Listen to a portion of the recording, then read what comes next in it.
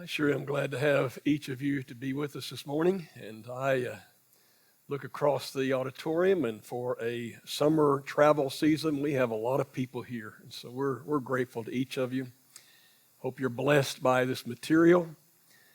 We're going to be looking at Romans chapter 13, verses 1 through 5. And Burke just put on a slide that kind of says how I feel about this passage this morning. It is such a very difficult passage of Scripture. It's not difficult to understand. It's just difficult to know how to apply. And so I want to set the stage by telling you this morning that I have no intention of trying to make you think that I am instructing you how to think about this passage. I'm just going to expose you to what I think the passage is saying. It'll probably take more than 1 week because over and over again, I think from generation to generation to generation, people of God have looked at this concept and this passage, and they have struggled with the application of it in their own personal lives. You'll find that this morning. Remember how I've told you in days gone by several different times that living in the kingdom is very, very different from living in the world. So different that living in the kingdom life is almost unnatural. So if you've been living out in the world for a long time and you become a part of the kingdom, you make up your mind to renew your mind and change your life, and you're baptized into the kingdom, and all of a sudden you start trying to live a different life. It seems so unnatural. Nowhere will it be more unnatural than from this passage. The most difficult, in my opinion, of all the New Testament. Now, I suspect by now have you wishing that you had not come. Maybe you should be traveling today. But again, it'll take more than 1 week. I want you to read with me Romans chapter 13, verses 1 through 5. Burke will scroll it across the screen. I'll read it from this text.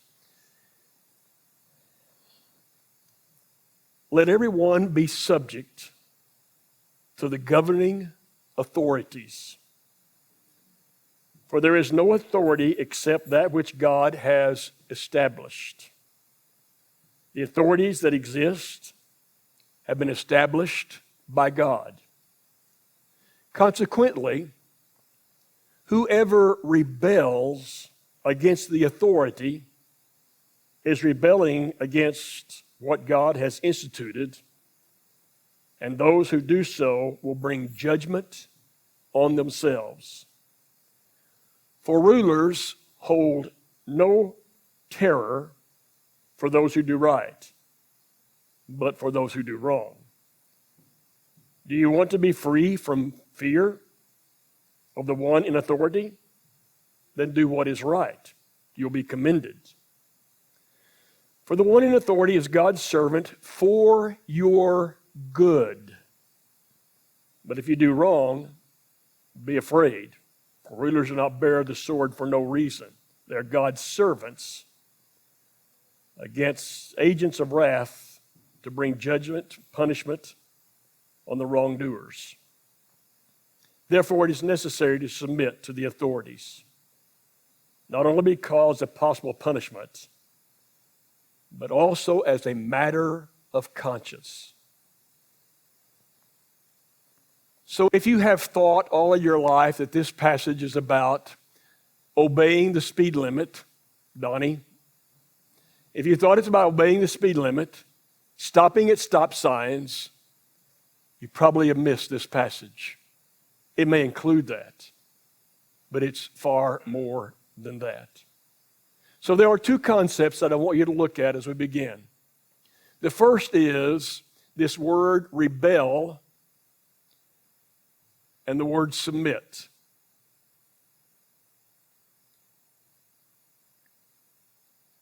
There is a bit of rebellion in all of us. Rebellion means to resist authority. Whatever the authority is, we just resist. And for some reason, you may be like me. For some reason, I just don't like people telling me what to do all the time. I kind of like to make up my own mind. Now, do you have any issue with that? And the opposite of this idea of rebellion is this idea of submission, that I willfully submit to someone in authority. Now, that's one concept I want you to keep in mind. Here is the next concept. And that concept is that authority or leadership is supposed to be for our good. Did you catch that one verse? I tried to slow down and emphasize it. For our good. The definition I use all the while for leadership or authority comes from the book of Esther. You work for their good.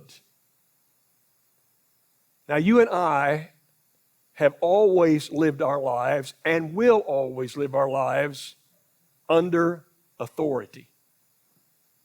So we were born into this world to parents. And our parents had authority over us. And our parents would tell us what to do and what not to do for our good. They were working for our good. And as you progress in age, you go off to school of some kind, and suddenly you have a teacher, and maybe you have a principal, or maybe you have a coach, and they have authority over you. And by definition, they are working for your good. They are trying to build you and mold you, and then you get beyond that and you take a job. And at that job, you have what we call a supervisor or a boss. And they have authority over you, instructing you, and supposedly they are working for your good. And then you become a part of a congregation, and you assemble with people, and a congregation has leaders in it, and they are people of authority. And they are supposed to work for your good. You see where I'm going with all this? It's always been, and always will be, that we have been under authority. And then we become citizens. We become citizens. At birth, we became citizens of this nation. And we're citizens now of a little community right here. And this community has a government, and that government has ordinances and laws, and they put these ordinances and laws together for our good. And so there is a city government, there's a county government, there's a state government, and then there's this big giant thing that we call a federal government. And I don't know how many laws they have as a federal government, but there are many designed for our good. And even when they are for our good, there resides within me, and perhaps you, a bit of rebellion. Even when they're for our good, even when I knew my parents were operating for my good, they wanted the best for me, there was just something about it that I didn't want to always do what they said. And on it goes. Now that's the easy part of the lesson. That's really simple. It's not hard to submit when you're working for my good. There's a bit of resistance, but I can manage it. But what if the authority is clearly not working for your good? See, that's why I can't tell any of you how to look at this passage. You've got to decide for yourself. At the very last phrase of this passage we read, it is your conscience that you have to develop on this matter. And again, I will tell you, I am convinced that through all the ages of time, in the Revolutionary War, they had to wrestle with this question. And all through every war, they had to wrestle with this question. And all through every circumstance as a nation or wherever the nation might be, you have to wrestle with this. What if I told you that there are children growing up with parents who are not working for their good? In fact, they have situations where they're mentally and physically abused. Well, you know that's already true, don't you?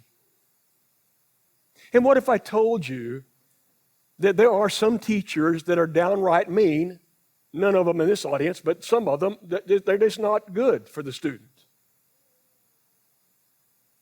And what if I told you that there are some husbands who really mistreat their wives?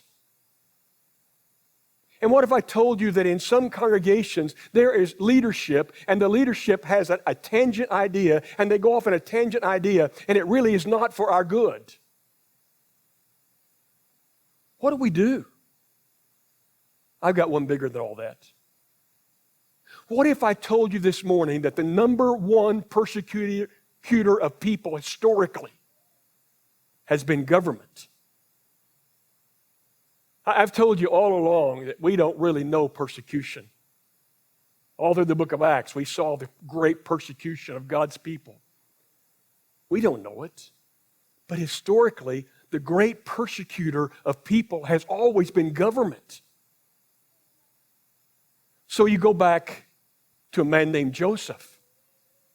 And Joseph is providentially moved to Egypt by God. And he invites his entire family to Egypt. And they all move down to Egypt, and this Pharaoh is king. Pharaoh is a monarch. Pharaoh is government. And he loves Joseph. And those people multiply. They do so well. They're so happy. But as we have so often noted, time takes its toll. I wish it didn't. But we make announcements about the nursing home because time has taken its toll. We make announcements about people being sick all the time because in many of those cases, time has taken its toll. And Joseph dies, and that Pharaoh who loved Joseph dies. Get a new Pharaoh, new king. He sees all these children of Abraham and Isaac and Jacob. He sees these Hebrew people, and he says, this is a giant opportunity for me. I can enslave them. I can make them to be workers to build my pyramids and to build my cities and to do whatever I want them to do. And they are brutally mistreated. Brutally mistreated. How long? Anybody remember how long? Over 400 years. They are massively persecuted. And you march through the Old Testament. And some of it was the people's own doing, but in the book of Judges, over and over again, a foreign government will come to God's people and persecute them. And surely you remember the stories of Daniel, and we'll look at the story of Daniel in maybe a lesson following this one or two. But there's this country called Babylon, and they had the audacity to march into the Jewish world. And a man named Nebuchadnezzar is king, is monarch, he's government. And he marches in and he tears down the city of Jerusalem and destroys God's temple and kills person after person after person. And he'll pick out someone like Daniel who is without spot and blemish and make them to be his servant. And I'm going to tell you something about Daniel. Daniel will live his entire life in captivity. Daniel will never ever get what he wants out of life because of persecution. And I move into the New Testament, and Jesus is persecuted by a Jewish and a Roman government. And now Paul writes Romans chapter 13, verses 1 through 5. Do you know who is in control of government in Romans chapter 13, verses 1 through 5? It's Rome. It's a man named Caesar, but that's just a title. That means he's head. That means he's government.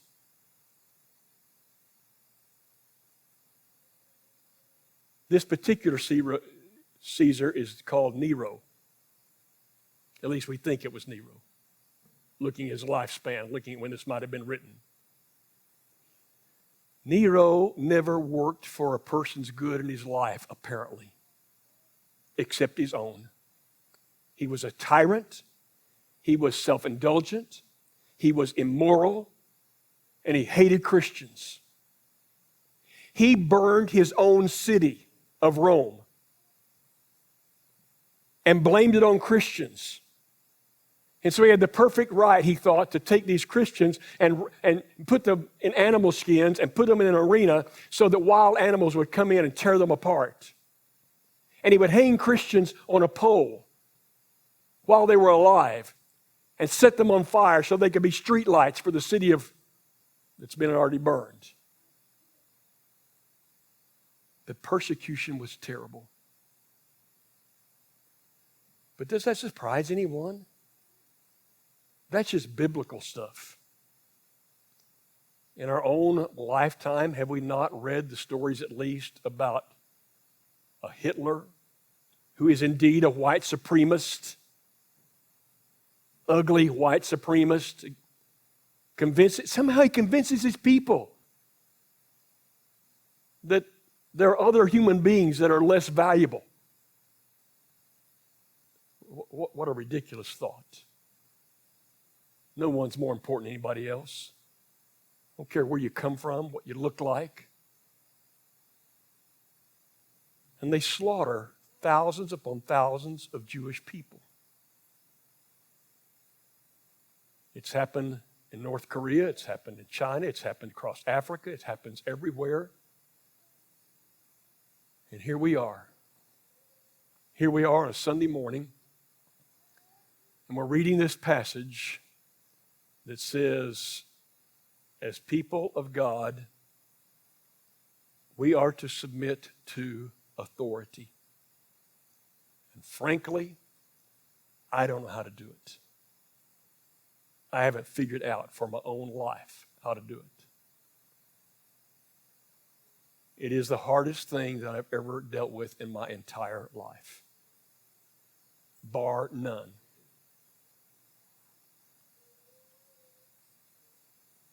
But there's one thing that I know. It still involves this thing called trust. And it still involves this concept that God is in control. And somehow God is saying to the people in that day, with Nero being so ugly toward others, God's saying, I know what I'm doing. Authorities are put in place by me. And I need you to act right in relationship to authority. I've said it so many times, I know nothing about the book of Revelation. But I have heard that maybe the best opinion about Revelation is that it has nothing to do when it was written with the Roman government, really. It has nothing to do with some religious group. That it's really talking about globalism, about one leader ruling the whole world in ruthlessness. And here comes Jesus riding on a white horse. Here's God destroying it all, saying, I am in control. Now, I don't know how to internalize all that. I'm going to keep working with it for a little tiny bit. But you can see, who am I to talk about this? I've just given you the facts as I see them. That may not even be right. As I see them. I do know that there are people in authority, and we're all under authority all of our lives, never escape it. And I know there are authorities that are really bad. Parents, bosses, church leaders, governments, and I don't like it. I don't know what to do about it all the time. But what God seems to be saying is, remember at least this much. I am in control, and I want you to trust me, and I'll stop it in my terms, on my timetable. It's not any different.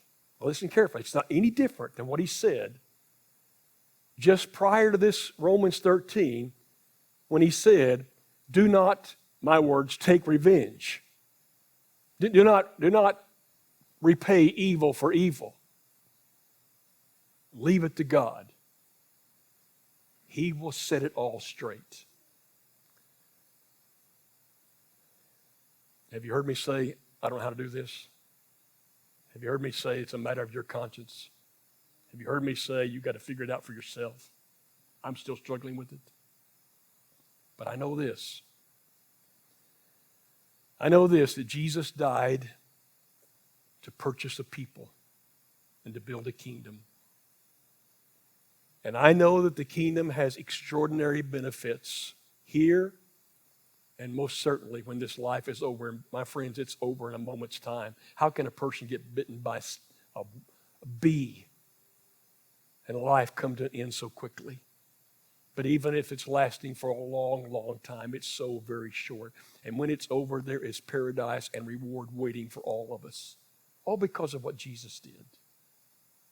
At the same time, between now and then, whenever then comes, every single day, almost, is a massive challenge. Some of you right now are enduring things that may not be by authority, but you're just enduring things you don't understand. It's a mess. Cancer treatments, nursing home, marital spats, temptations that got out of control. So it's not easy to live this life. We're trying to live with God being in control. And Jesus died to say, I'm in control. Because after his death, he was raised 3 days later, said, see, no one can stop me. Maybe you and I can learn at least this. Before we act, we at least think. We at least think about the fact that we are citizens of a different kingdom.